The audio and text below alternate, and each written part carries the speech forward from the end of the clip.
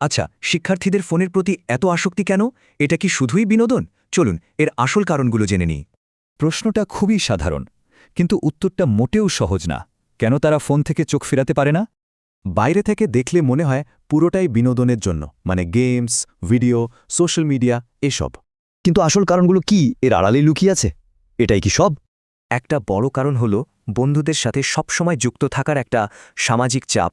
এই ভয়টাকে বলা হয় ফোমো, মানে ফিয়ার অফ মিসিং আউট। বন্ধুদের থেকে পিছিয়ে পড়ার ভয় আর কি। এই চাপটা কিন্তু অনেক রকম। বন্ধুদের সাথে থাকা, ট্রেন্ড ফলো করা, সব মিলিয়ে একটা বিশাল ব্যাপার। শুধু কি সামাজিক চাপ?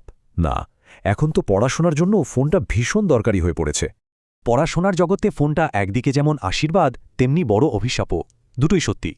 মানে ফোন এখন শুধু কথা বলার যন্ত্র না, এটা একটা চলন্ত ক্লাসরুমও বটে। এবার আসি আরও গভীরে। আমাদের মস্তিষ্কের ভেতরে কি ঘটে চলুন দেখি। পুরো ব্যাপারটা একটা চক্রের মতো।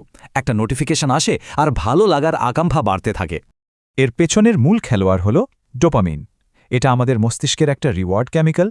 প্রত্যেকটা লাইক, কমেন্ট বা নোটিফিকেশন এই ডোপামিন চক্রকে আরও মজবুত করে তোলে।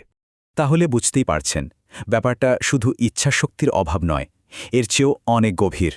তাহলে আসল কারণগুলো কি? সামাজিক চাপ, পড়াশোনার দরকার আর আমাদের মস্তিষ্কের পুরস্কার ব্যবস্থা। এই সবগুলো কারণ একসাথে মিলেমিশে এমন এক জটিল পরিস্থিতি তৈরি করে যা এড়ানো খুব কঠিন। তাহলে শেষ প্রশ্নটা হলো, এই আসক্তি কি শুধুই ব্যক্তিগত ব্যর্থতা, নাকি আধুনিক জীবনেরই একটা অংশ?